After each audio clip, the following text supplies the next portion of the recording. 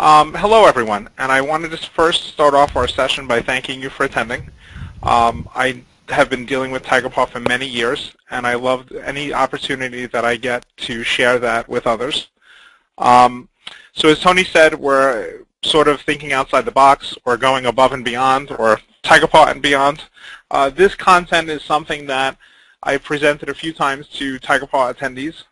One has been at our the yearly partner conference, and I've also done it via webinar. So you'll still see here the slide deck is from our 2014 session, the one that we had sort of in the latter part of last year.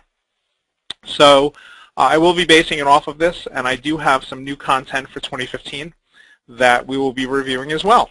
Okay, to get started, our agenda for today. So we're going to go over some tips and tricks to use Tigerpaw to use features either new or better. So there are some features we'll find will be new or new for you. One of the things that I pride myself in doing when I consult with others in using Tigerpaw is teaching them how to do something that they believe things that the software can't do.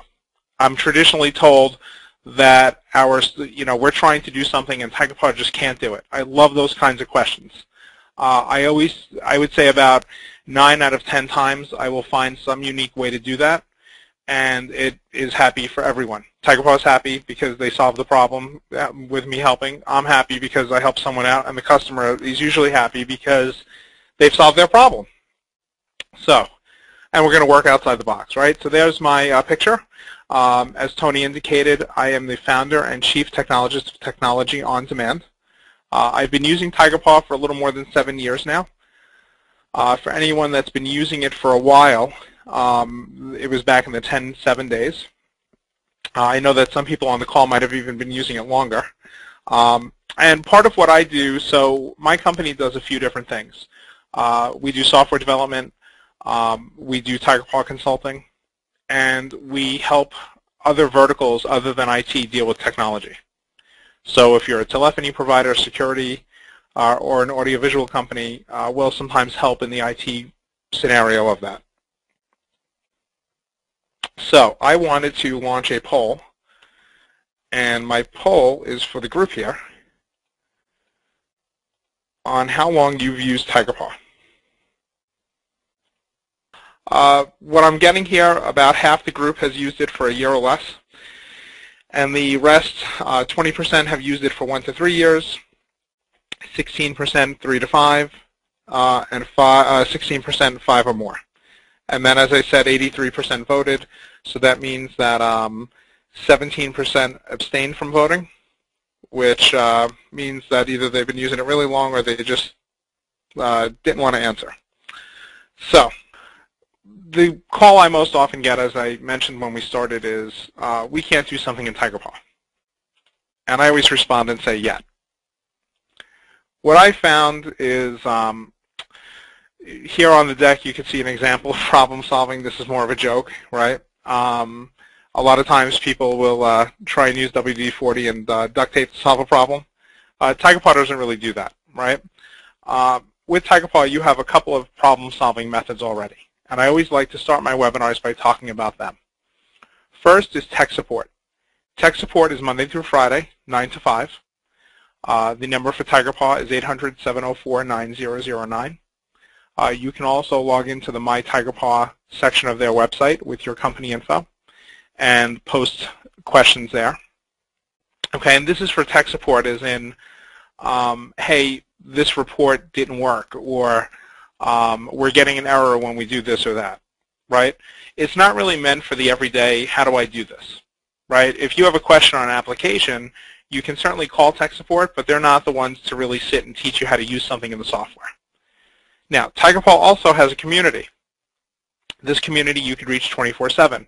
Again, it's through Tigerpaw's website, and there are various forums there, and even feature requests now. There's been some general discussion. Sometimes people will go there and post questions about the software that are technical based. So for instance, hey, I'm getting a database error when I back up. What can I do about it?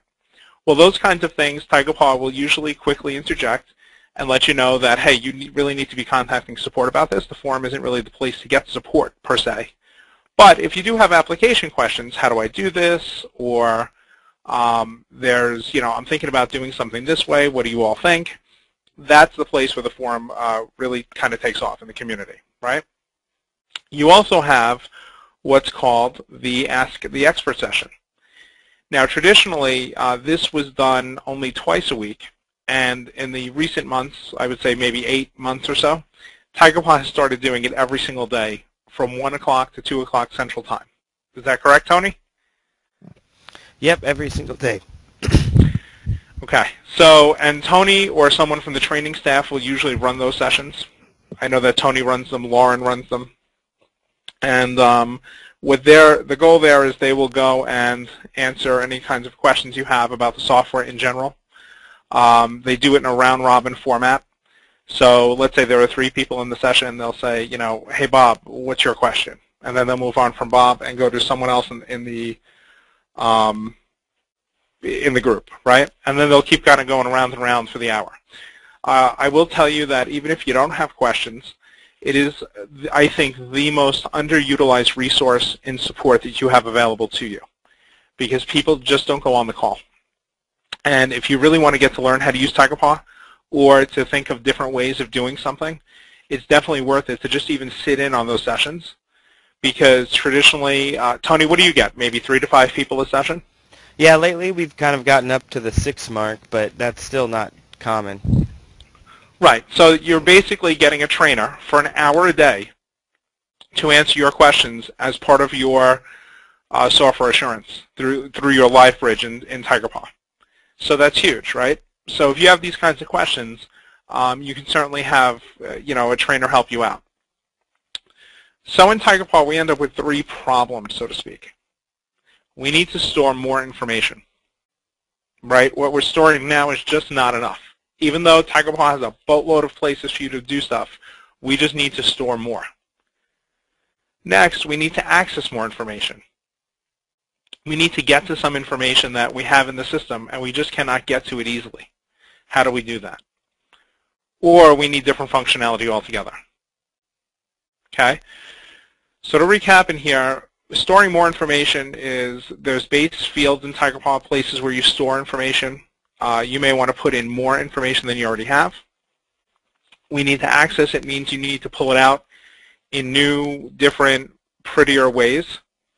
And 3, we would just want completely different functionality of some part of the software. So with Tigerpaw, there's a feature or a part of the product called custom fields. Okay? Or you can use existing fields in different ways. Okay? So let me give you one example of that.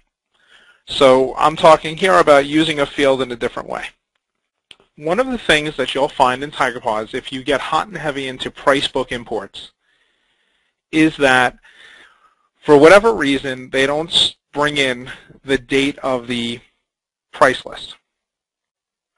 And what ends up happening is once you do the import, it will give you a last updated date within the price book item that will show you the day you did the import, not the date of the price list. And it created a concern for one of my clients because they wanted to be sure that even though they were importing price lists at a very, very regular basis, they wanted to make sure they didn't import the April price list after the June price list, let's say. And one of the things that we had done, we used the bin field. And the bin field is, for anyone that doesn't know, in the price book you have a bin as an option to store information about an item. In some scenarios, people will use that to indicate an actual bin on a shelf. So if you had many parts in bins, you could say, this part is typically located in bin 47. Okay? I've only had a handful of clients ever use that, so most don't. And in this case, what we did was we hijacked that bin field, and we put the price list date in that field. So for every item we did this big giant price book import, we were also importing the date of that price list within the bin. And I'll tell you that their typical import was maybe somewhere in upwards of about 8,000 items a shot.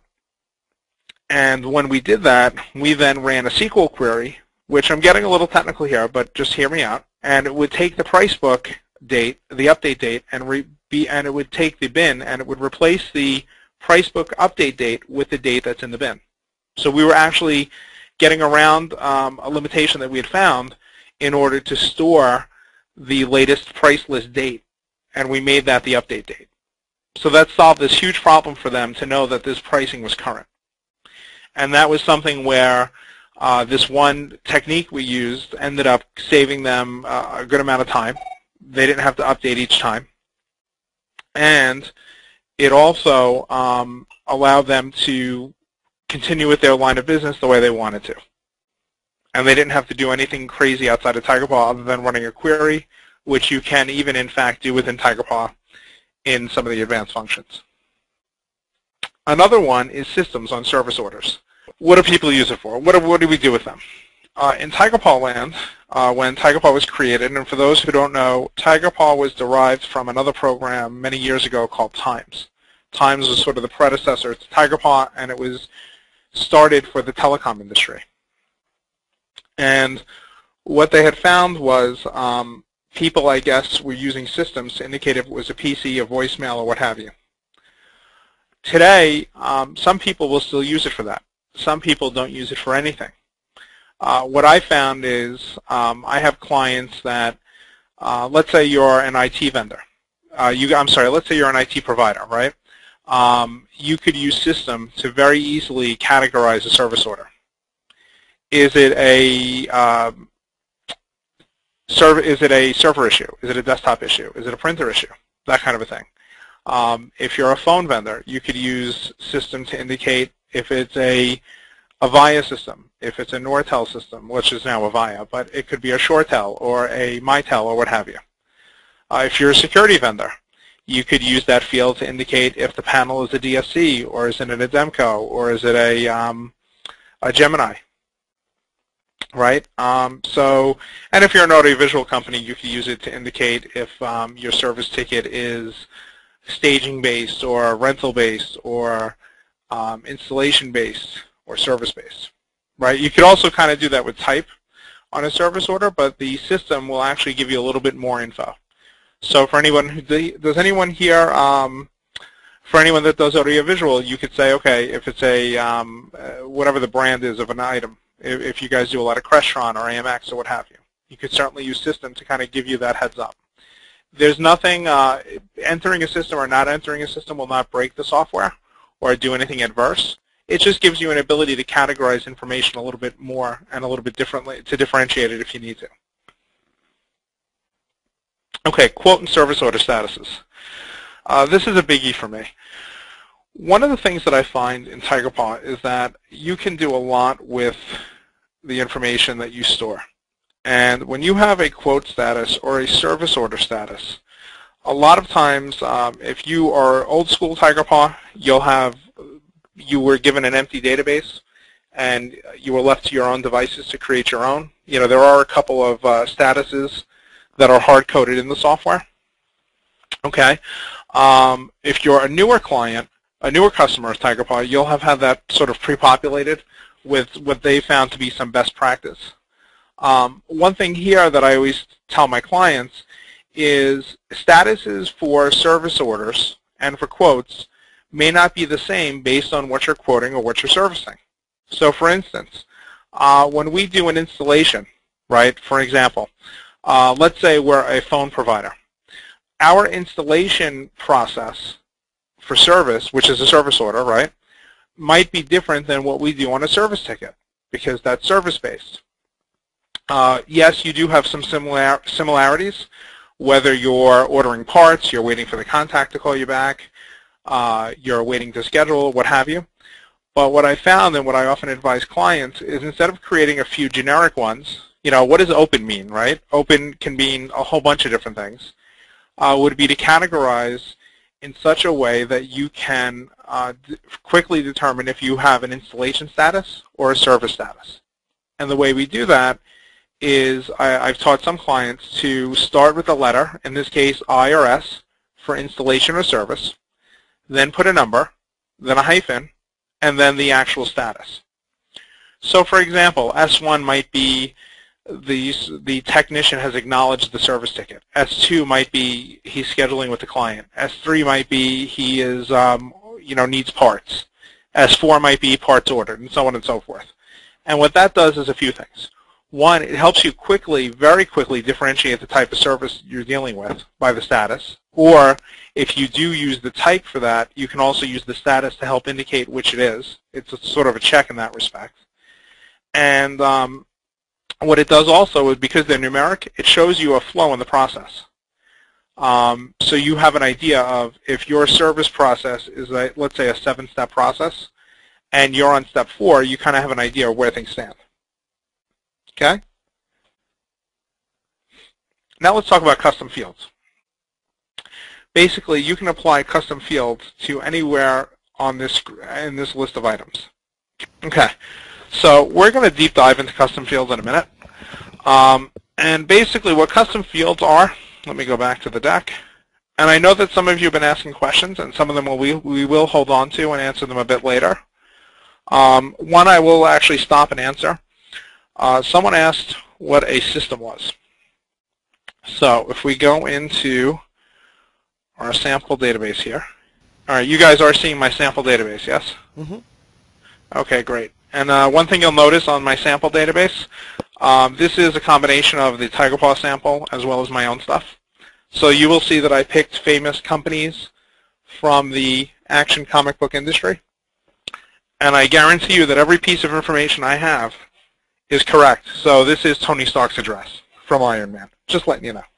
Okay, so if we go here and let's say we go into a service order and we double click on one, we have a system, which is right here. See if I can, everybody see that? System is right here. So this is a drop down that you can change in master tables. So to just give you the real quick on that, if we go to master tables and we go to service, we want status, system types, systems rather.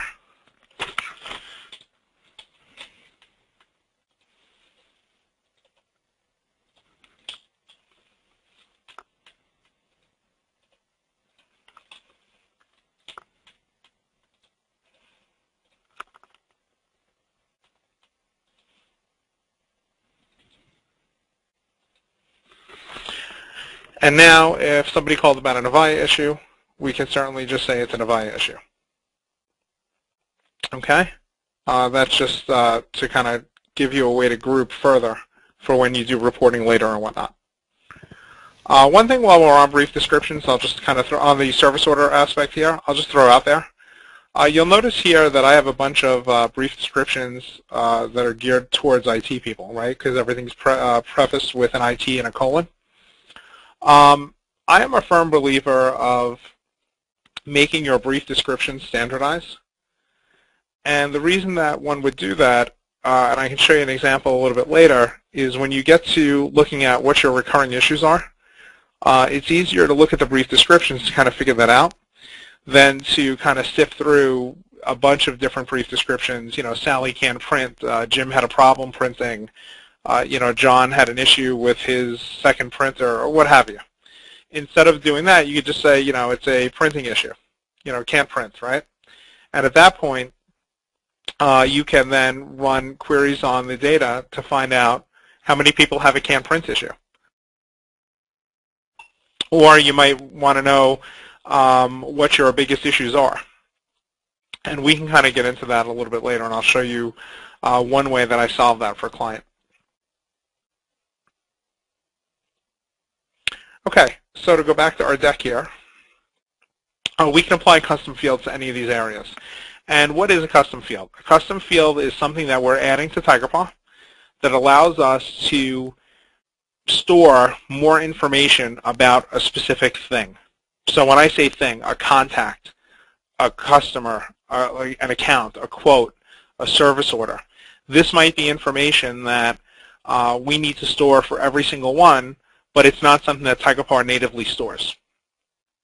Okay? So one example of a custom field, and we'll get into it a bit more on the demo part of this, but a client's birthday. You know, I have to tell you that I store for my own clients that kind of information within Tigerpaw. And I actually had a client that could not believe, I happened to be the only person who called on his birthday. And he was just floored by that. And a lot of people think that I remember so much information about them. And I'm going to let the 26 of you know a little secret. I really don't. I store a lot of this information. Or, you know, if I have a conversation with someone about some hobby or something, I can store that information, right? Asking someone how their kids are, or, you know, referencing their dog by name. You know, these are things that, you know, people actually like that. And that's just more from a personal customer relationship management standpoint. When you get to other areas of the business, when you look at a customer device, you know, a customer asset, right? You can have custom field information about that. When you look at a service order and you want to put in more info that's more esoteric or more geared towards your company, you certainly can. And it's stuff that isn't native to Tigerpaw, because the developers at the time thought about this and they said, you know what, we don't know what you may want to store. We're going to give you the ability to store even more than we think that you might want. So one of the things I'm often asked is, how many custom fields can you have? And the response to that question is, how many would you like? There's really not a limit that I'm aware of. Okay? So let's talk about the types of information you can store in custom fields. You can store text, and there is a 255 character limit. You could store a number. So in here it's minus a humongous number to plus a humongous number. We have currency. Again, negative money to positive money. A true false, a Boolean, yes, no, true false, right? A date. A date is actually, in this case, it's not like when I use the birthday example. So sometimes people say, well, how do I store a birthday if it's a date, right? So maybe you just know that the customer's birthday is on June 17th, but you don't really know that, you know, they were born in 1984. So what I always tell people, if you want to store the date, you can do two things. One is you could create two numeric values, a month and a day, two number custom fields, or you could just use the current year and just realize that someone wasn't born this year, right? It's just a way as a placeholder to hold that information there. Okay? Now drop-down fields, let's go back to that. Drop-down fields allow you to enter a bunch of information as options to select. And in this case, you can't really select an option unless it's in that list. So, one of the cool things too about drop-downs, and you'll see it right here, you can, let's say you have a field that's a text field or a number field. You can actually tell it to go and create a drop-down from what's already in the database. So, what I mean by that is, let's say, let's use a real simple example. Let's say you're storing information about a customer account, and you have a drop-down field that says, what phone system do they have? And you get really tired of typing in an option like the text for Avaya or Mitel or what have you. After you've done that for a while and you get tired of it, you can actually change the field to a drop-down and have Tigerpaw actually pull a query from all those various entries you've made and create a drop-down based on it. Okay? And also with a custom field, you can store a time. So let's go through. So contacts, you can store, as I said, their birthday, their SO's name. And by SO, I don't mean service order. I mean significant other. Kids' names. Customer assets. Here's a really cool tip that I've told a lot of people about and they've implemented. People don't realize, I always tell people charity begins at home, right? So a lot of people don't realize that Tigerpaw is a great product for managing your own internal projects, right? Your own internal assets. So people don't realize you could use it to track your assets of your company. So it's an asset tagging system or an asset management system, right? So here, I've given one example where you can actually create an asset under your account for a vehicle. So you'd add the asset to your account, and you could put the serial number for the asset, which the car or the truck is the VIN number. which changes, as you know, on every car, right? You could also put a custom field for the plate number, which when you get into doing some of this, one of the things with customer assets that I've shown people how to do, actually, by a show of hands, let's throw this into a quick question. How many of you guys use, how many of you guys know what a run book is? So here we go. So a run book. In some scenarios, they call a run book sort of a, we have an issue, what do we do about it? It's pretty much all the information you have about a specific thing. In an IT closet or a data closet or an operations center, they might have a run book on how to do stuff within the company. Not so much a disaster recovery plan or anything like that, but just sort of a list of all their stuff. You know, the who, what, where, when, and why of stuff. Now, for an IT client, that might be who their ISP is, who the backup provider is, the various account numbers. It might be a list of all their equipment, who the support numbers are for that, when service contracts expire, all this information that you might have for an account, right? And one of the things that we can do with Tigerpaw is we can kind of create this run book through the assets within a customer account and through custom reporting. So we can certainly kind of show that. Okay. So I'm going to show you some of that in a minute. Okay. Let me go back here. Actually, before we get into reporting, let's take the time now to do a quick demo. So if I go into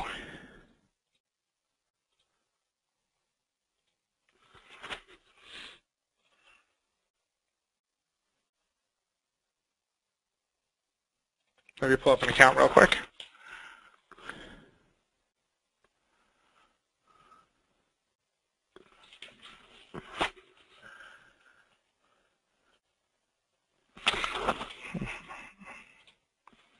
And I go to our protractor.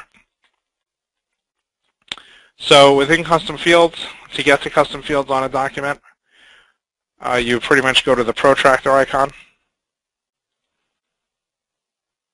And here you're seeing that we've created one here for Stark Industries, which custom fields, by the way, are created for everyone. It's not just for a specific account or a specific part of part of the software. If you create custom fields for accounts, they're available from any account. And if you had more than one group, you could actually drop them in and out if you did have different categories. Okay. So here we picked an ISP name. We have their account number, their phone number, and their type. And this type might be what the type of service they have, whether they're getting dynamic or static IPs. Okay? If we go into an actual contact, we can then go into the custom fields for them. And here we're seeing the significant other's name, the pet's name. Here I broke out the birthday by a month and a day. If you go into Edit, Master Tables, Custom Field Categories, you can create a new category for a document type. So let's try and do one for a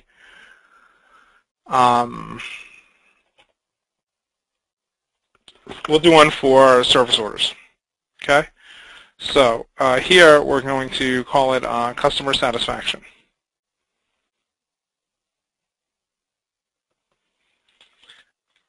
And we're going to say this applies to, now here's a list, as I showed you guys earlier on the slide deck, of all the different places we could put a custom field.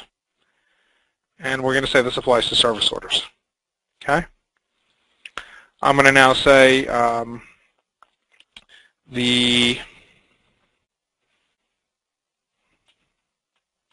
so this is the date someone called to follow up. It's a date field, right? I'm going to now say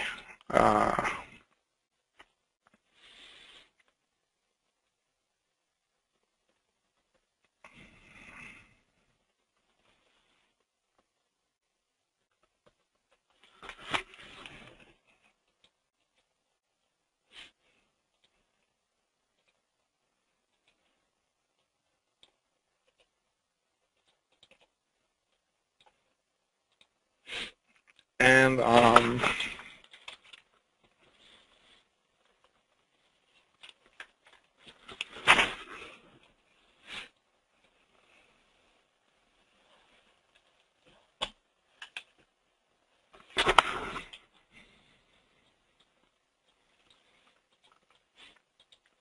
so here you just see a couple of fields I'm entering. And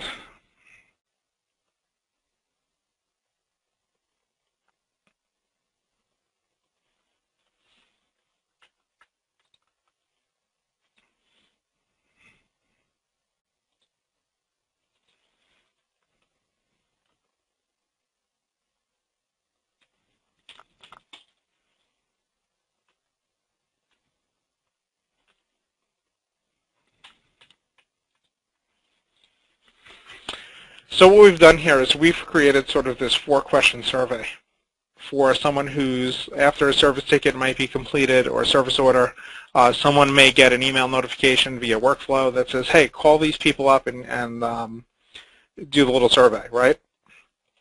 So now this survey info is can be stored within Tigerpaw. So some companies, even if you look at Tigerpaw, when you call them for a service ticket, you'll sometimes get a survey request afterwards, and it's going to an external survey product, right? So here, I can actually do it within the software on an informal basis, right? So we're here in the service order. I can now go here. We can put in the date that the person was called for follow-up. Was the ticket closed to their satisfaction? Yes, it was. The service tech rating.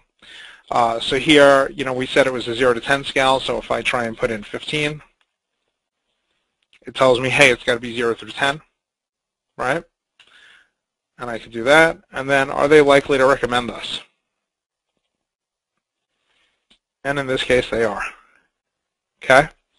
Now, what's good about this is this gives us the ability to store a lot of different information that we may not have thought of, right? So I can guarantee you that when Tigerpaw created their service module, they never might have, I don't think anyone thought of the potential for surveying the client in detail and what questions they might ask after the service ticket.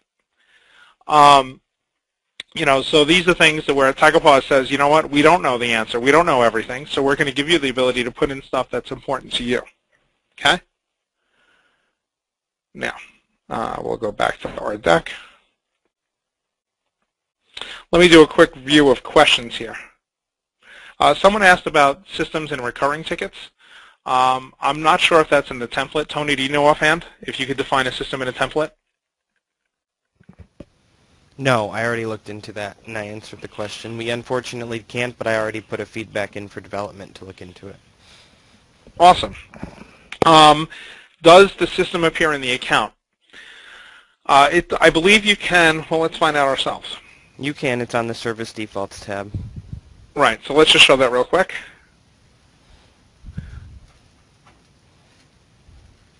So in our service defaults here, there's a couple of things you could do here. One is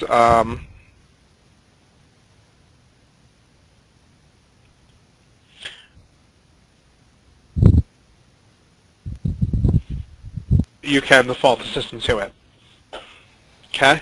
While we're here too, sorry. No, I was just going to mention they can have multiple systems. If you service multiple systems, the system with the star next to it is considered their default system. But if you put multiple systems in there, then your drop-down within the SO will be confined to the options listed here so that you're not filtering through a bunch of systems on every single service order. Okay, cool. While we're here also, we have our service zone. So for people that do use zones to limit or to dictate the geographic area of a client, you can certainly default all that here. You can even default the service tech and subcontractors as well as the board it appears on.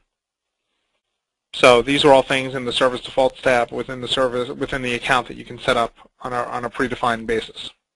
Okay. So we've addressed the system appearing on the account. Is there a way to report on custom fields? So that's a really good question. If we go back to our account and we look here, oh, hang on one sec. Sorry about that. This is a sample database and we are live, so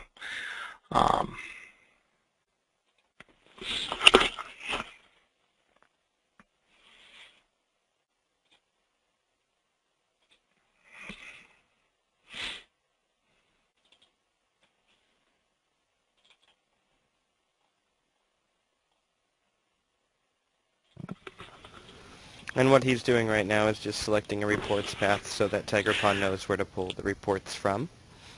Yeah, sometimes this is used as a development database for us, so sometimes we'll point it at various areas, right? So here I'm just resetting it. While you're here also, you'll see this IT Works logo. Um, one of the things we found is when people look for samples of things, we needed a way to differentiate our real production stuff from our demo database. And we just created a fictitious company called IT Works, or It Works. You know, our slogan for this fictitious company could be My It Works, or My IT Works, right? So we just did that logo for sample purposes. Okay. So now if I go here and I go back into custom fields. So actually, let me pull up somebody that's relevant. We'll pull up one that we have.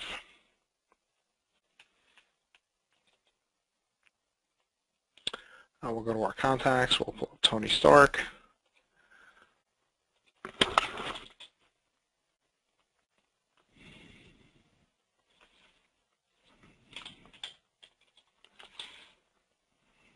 All right, we'll just play with that.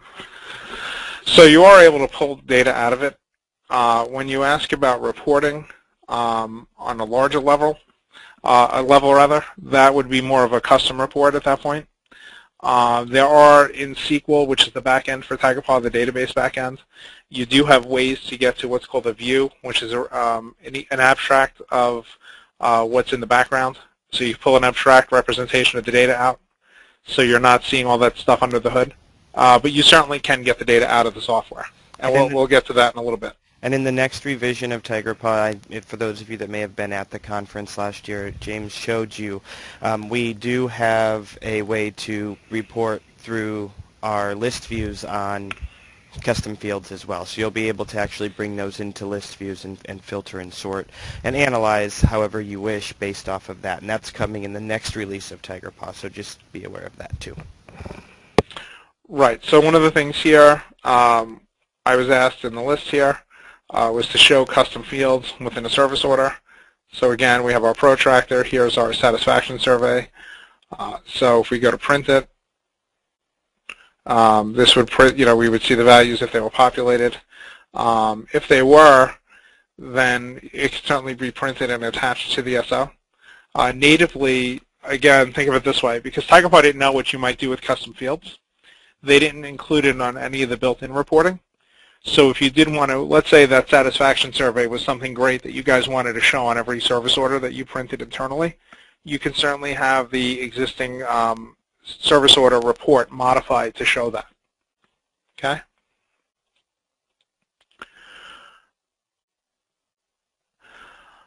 There's one question that references populating pull-down data for custom fields using existing data.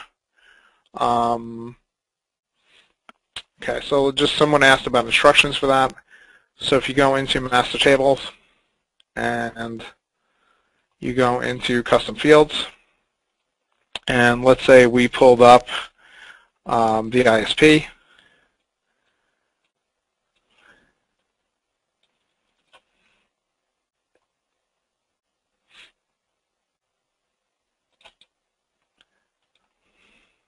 And we changed it to a drop-down. You can certainly now go and have it pull in existing data. So here what it did was, for this particular custom field, we had ISPs in here and we had only one in there because it's a sample, and it was Cablevision, right? So I changed it from a text field to a drop-down. I had to pull in the drop-down of whoever was there, which in this case is Cablevision. We'll say OK. We'll say OK, get out of this. We'll get out of this. And now if we go back to Stark Industries and we look up their account and we go to their ISP, we now have Cablevision. So what we did here is if you did enter the data over a long time, you can now just have it populate automatically. Okay? So right now I did see a hand pop up. The hand went back down. So we'll get to that. We're going to open up the forum a little bit later, so that, or the floor rather. So if anyone has questions, they can certainly feel free to ask them as well if they don't want to type them. Okay. So now we're in a good spot because we got to reporting, right? So we talked about these custom fields, and we want to get info out of them. So as you may or may not know, Tigerpaw ships with over 800 reports. Okay, a lot of people find that there's the 80-20 rule, that 80% of the time they're using only 20% of the reports. I have a pretty drastic standpoint on security. What I recommend to anyone implementing Tigerpaw is to secure every report in the product, and then release the reports as you need them for whatever purpose you need them for.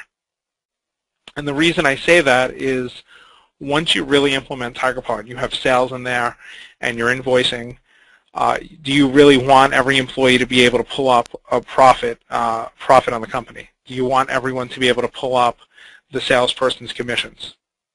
Things like that, right? Do you want to show the value of your inventory to every employee? Now, if you're a small company, let's say you're under 10 people, everybody pretty much may know that stuff anyway, right? But as you start scaling up, there's certain info that you want to protect as a company. And what people don't realize is that even if you implement security on Tigerpaw itself, that's preventing people from getting into certain areas of the product. But if the reporting is open, they can still get to a lot of that data on a report. Okay? So report security is huge, and I always recommend to implement. And also, you can tell if you have security on the database itself if you log into Tigerpaw and it goes in automatically. Then it's authenticated to your computer network, your Active Directory in this case, right? If you have to enter your username and password, you have security. If you just click your name out of a list, and let me just show you that because that is important, right? So right now I'm going to exit Tigerpaw, and I am going to go back in. And when I select this database, you can see that it's just prompting me for my name, right? There's no password. It's not asking me for a password. Once you see this, this is telling me there's no security on this database. And because it is the sample database, there is no security on it for us, right? But in your production, you want to make sure you have security. And further to that, you want to have report security. Because what report security will do, as I said, is make sure that people aren't accessing reports on data that you don't want them to see. Okay? We'll go over some, so here's some other tips and tricks with reporting. Right now, and this is something you may or may not know, you can create different categories on your own, as well as subcategories. So if you see here, at the top of the screen, we have an exclamation point TOD category, and we have these subcategories. In order to do that, you would go in here, and you'd create a new category.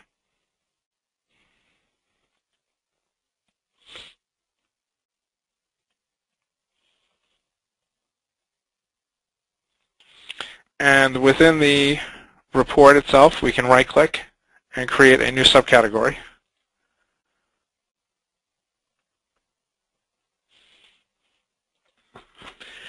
And one thing that people don't realize is that, let's say you found, I don't know, I'm just going to pick a random report here, right? Let's say we wanted to look at our top accounts. Instead of having to drill all the way into this, right, one way we can make it easier is to right-click on it and click on Add to Favorites. And what that will do is it will actually show us in the reports window, it will show up as a favorite, right? But that's only for us, okay? So let me show you what that is. So right now I made it a favorite. When I exit and I'm in Tigerpaw normally, I go to Reports, boom, there's the report, okay? Now, this was great for me personally, but it doesn't help anybody else in the sales department or anyone else in the company that I may want to see that report on a regular basis. And to have to tell them to go into sales and go and do all this stuff, it gets a little convoluted, right? So what you can do is you can right-click on the report,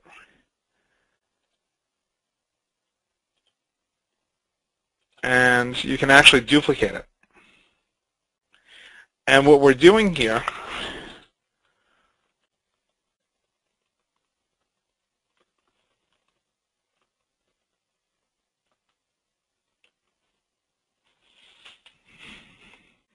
so Tigerpaw let us do it, right?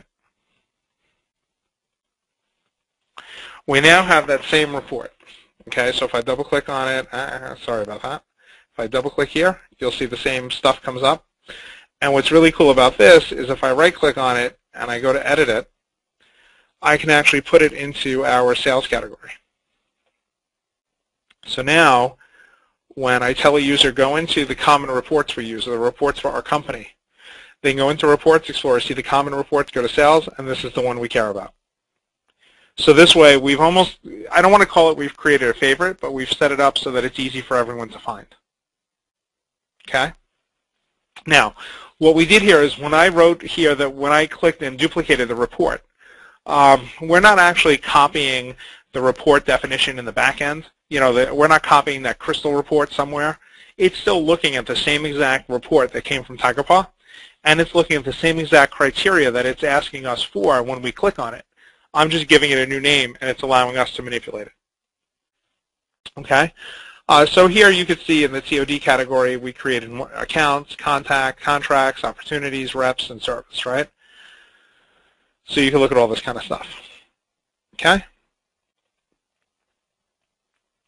So as I said, with reporting, and I'm going to show you guys, actually maybe this is a good time to show you. So we talked about custom fields, right?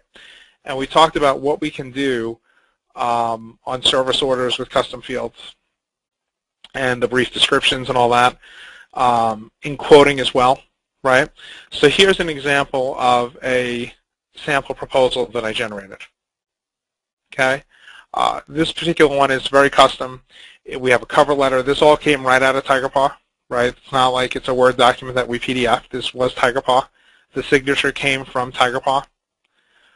Here is, you know, a phone system in this case. It's an Avaya phone system.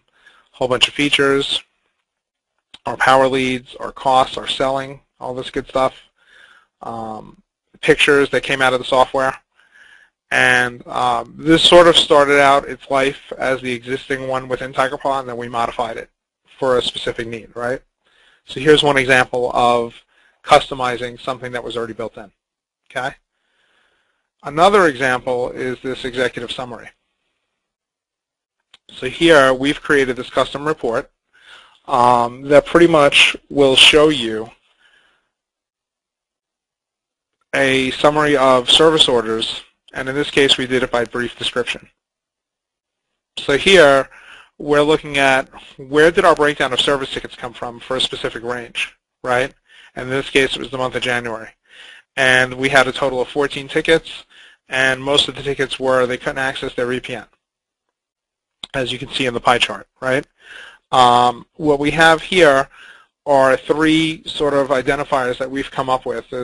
You've heard, people, I'm sure you heard the term of key performance indicator, KPI. Here, these are what I call crazy performance indicators.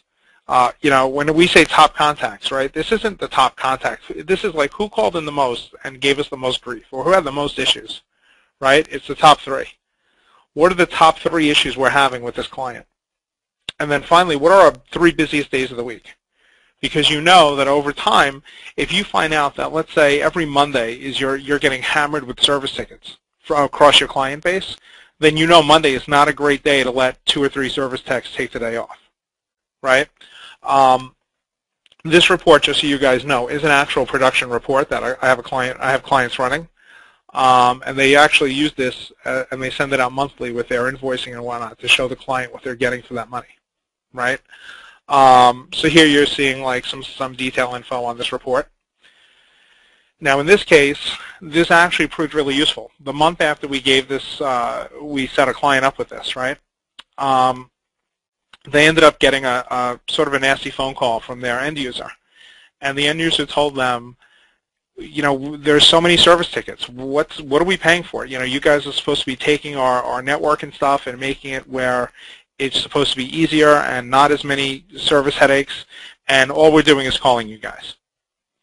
So luckily he had just started running this report, and he ran it for them, and he showed them that I think it was 83 or 85% of the tickets were end user issues of forgetting passwords. So if he had 100 tickets, 83 of them were because of password resets. So once the client saw that, his contact, they were a little more amenable to, what's going on in terms of that. So they were happy after that, right?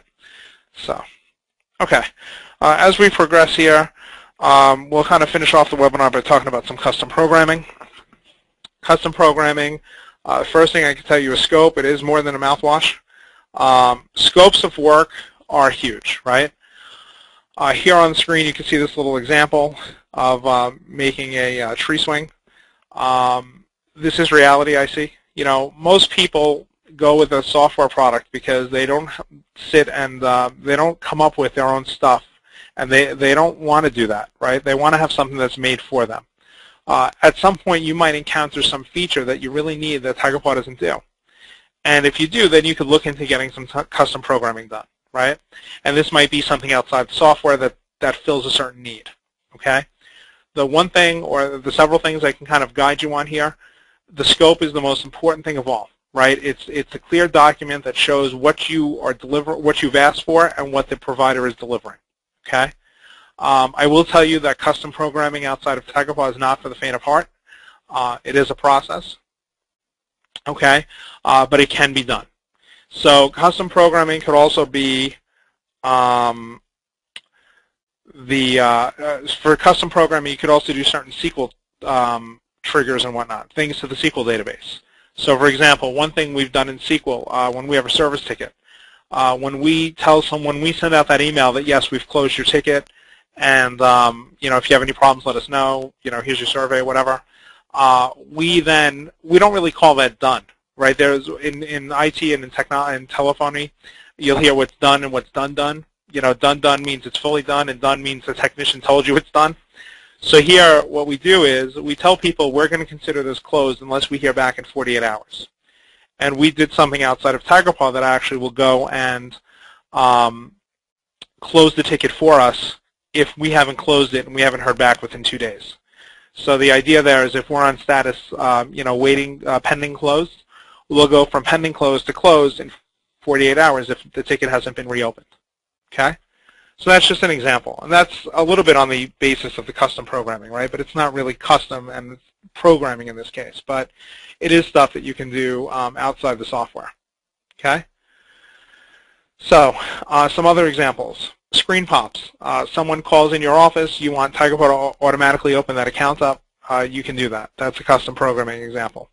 Custom email scrapers. We had a client who dealt with a hotel chain, and their end users were calling in, meaning the hotel guests were calling in. And they needed a way to identify that it was this hotel versus that hotel. So we did a custom scraper that when the ticket came in from the outsourced support company for that, we were able to dive into the ticket and find a key piece of info that allowed us to link it to the right account. So it's a kind of a crazy way about it, but it's a way to get to use a custom scraper in this case. We wrote something that went and scraped the mailbox and pulled all that data in. Automated SO status changing, that's kind of what I just spoke of, right? So we're about to get to the Q&A portion, and I do have a couple of questions in the list here. But I do have my email on screen. It's emana@technologyondemand.com. If you do send me an email and you put the subject of Tigerpaw Above and Beyond in the email header, the subject rather, I will send you a copy of the slide deck, and I will send you some tips and tricks on using the software. Okay? So, as I said, in this case we're up to the Q&A. The only stupid question is the one that's not asked. So please, I don't mind opening up the floor now. Let's see what we have here. There was a question about this report is being altered from what is provided by Tigerpaw and Crystal reports. I'm guessing, so to answer the question, Crystal is what you use to modify any report in Tigerpaw or to create a new one. Again, you need to have sort of an understanding of the SQL backend, the database, and you also have to have an understanding of Crystal. But yes, once you have that understanding, you can certainly do that. The biggest part is understanding the relations between the various pieces of information and where they're stored. But the quote report that I showed you, this guy, this was done as a modification of the proposal that's in Tigerpaw. There was one proposal that we just pulled and we started modifying it. This guy is a completely custom report because it pulled this kind of information out. Okay?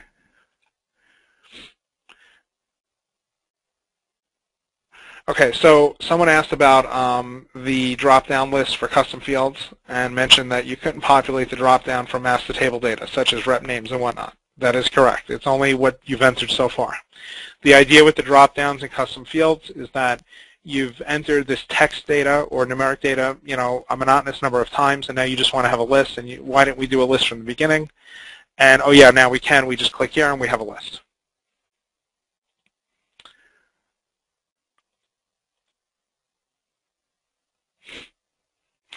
Someone asked a question about moving document links from quotes to SOs. Is this possible?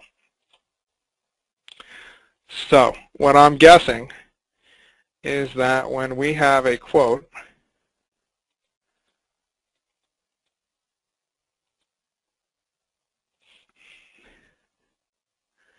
and we go into our documents, hold on. They want to know if it can get moved over. And Tony, I don't believe that's available right now. Do you concur? Yeah, I was looking for ways to see that, but you can always access documents from the account, and you can access documents from every type of document you've attached. So if you go to an account and you look at your documents, you can see them all if you need to. So they're always there. Right. So here, well, again, we can't get to it, but conceptually, I don't have it set up here. You can see every document here. I think the question, though,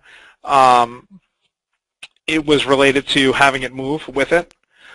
So my suggestion, if you're going to put in a feedback, would be to actually, the feedback should be when a quote becomes an SO, to prompt the user to move the document links to the SO. But more importantly, if the quote is duplicated, it should do the same thing, right? Because if you do any kind of version control. So can you put that in for us? Yeah, I can. Okay, great. Next question.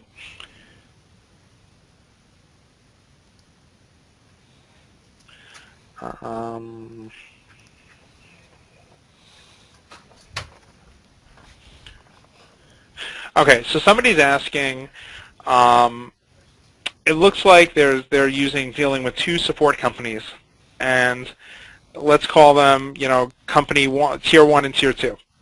And they're asking if I have a support ticket that went to tier 1, and then tier 2, tier 1 says, yeah, we can't do it, let's go to tier 2, can we forward it to them? And will it go across the Tigerpaw database? So the short answer is no. If you have multiple Tigerpaw databases, you can't really send a ticket from one to the other. But there are certainly ways from a customized standpoint that can be accomplished if needed. It could be, you know, a SQL job that runs every few minutes, or, you know, what have you. So if you'd like, for the person that asked that question, you can also go to Tony to get my info if the slide went too fast for you guys. But feel free to email me off the webinar for that, and I can give you some ideas on how to do that. But it's not something that's built in. Okay, so someone asked about email throughout Tigerpaw. One is the ability to request a read receipt. So to my knowledge, and I believe it does not do it, Tony, you agree? It doesn't do it unless you want to go ahead and force it to open up in Outlook. If you're using Outlook, you can actually have the email before you send it out open up in Outlook where you can add a read receipt. We do not have that. Doing that would actually require that we would change the control that we use to send email out of Tigerpaw. So both of your requests, of course, would do that. So I'm going to go ahead and put that into feedback because we're always looking for ways to enhance that particular box, that field. We've updated it a few versions ago. I think we can continue to update it as we go.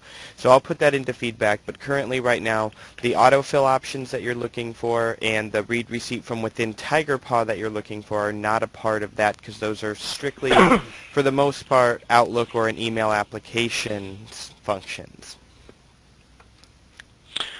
Right. Now, that same person followed up with, if we do it in Outlook, don't we lose the email tracking? No, you don't. If you do it in, there's two ways to do this. We ship with a Journal Connect tool that you can install as an Outlook add-in. That means every email that you send out of Outlook, every email that you get in from Outlook will automatically link to the account and populate the journal. That's one way to do it. But if you're sending email out of Tigerpaw, in Tigerpaw you select from a drop-down Show Outlook dialog box. And that will still log as if the email was sent, but instead of sending it straight from Tigerpaw, it sends it to your Outlook before you hit send to go out. So as far as Tigerpaw is concerned, you sent that email. When you return to Tigerpaw after you hit the read receipt and send it out of Outlook, it's going to ask you if everything was okay with that. And you're going to say yes, and it will still log and track, and everything will be fine. But if you need to add any Outlook-specific features to your outgoing email, you would want to select that option within the email template within Tigerpaw. Send to or show Outlook dialog box is the option. And you could get some of that right now.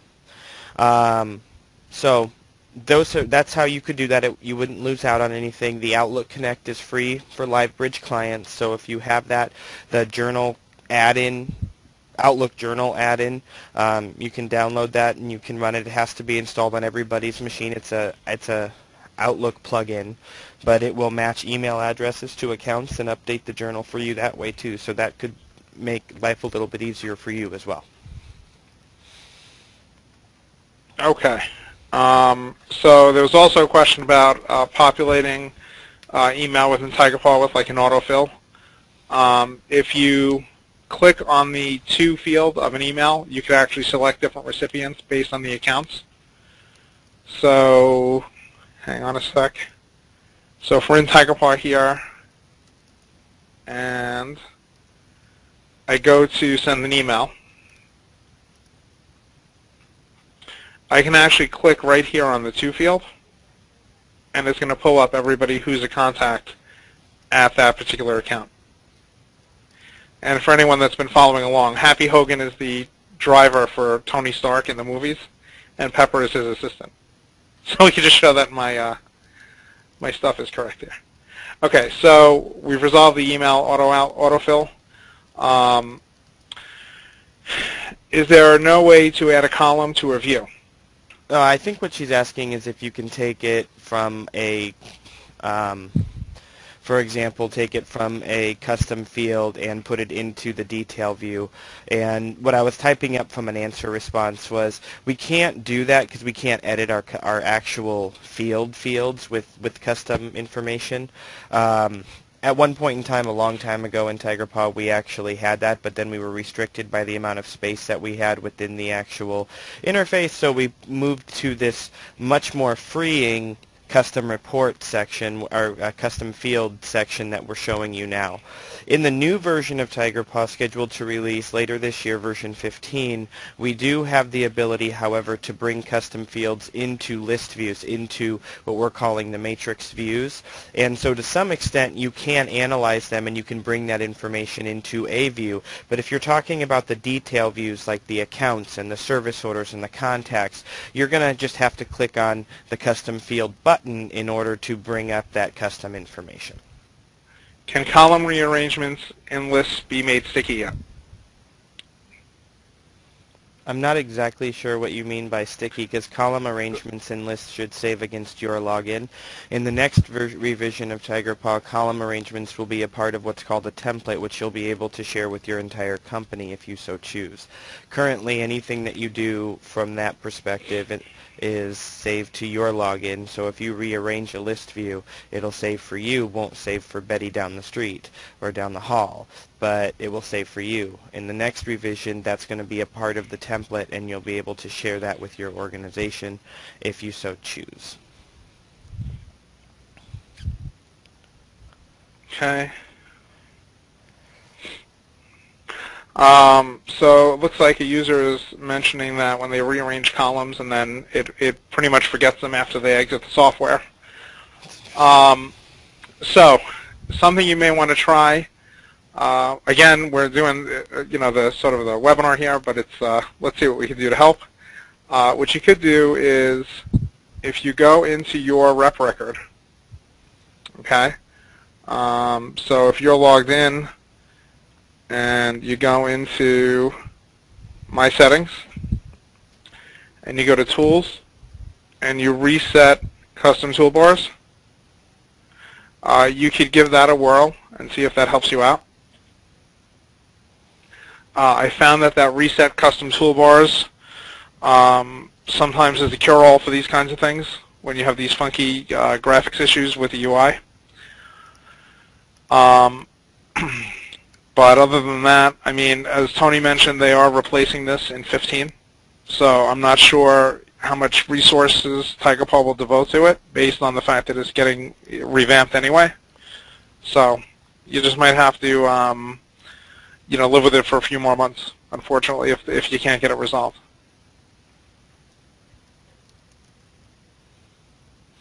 All right, well that looks like pretty much all of the questions and time that we have today. And thank you guys so much. If you have any additional questions or need any assistance, you can always hop into our Ask the Experts. If I have to get Ed involved, I can shoot him an email too. So I hope what you really took out of this class is that there's a lot more options in Tigerpaw than what you just look at when you first install it. There's a lot more flexibility. There's a lot of customization that you can do if you choose to put the information that you need to run your business into our software. I don't think a lot of you knew about custom fields. Now you do, and you can see what you can do with those custom fields. And I think now is the best time to start researching and looking into custom fields because of the reporting capabilities coming with them in our next release. So thank you so much, Ed, for getting on the line and talking about thinking a little bit outside the box and getting things done in Tigerpaw that most people thought were not possible. And as always, we love to have you in on these webinars. Yes, and for anyone else that's still on the call, don't forget, coming up in October, I think, is the next Tigerpaw User Conference, and it's in the lovely city of Omaha. We have a lot of really cool things planned for that. We have one of the best zoos in the world, and we will be having an event there. And literally in the world, look it up. I'm not kidding. And then we have a lot of really cool things to do in here. So if you can make it, come on down, meet Ed. Thank you very much. Have an absolutely wonderful day, and I'll talk to you and see you all in a future session.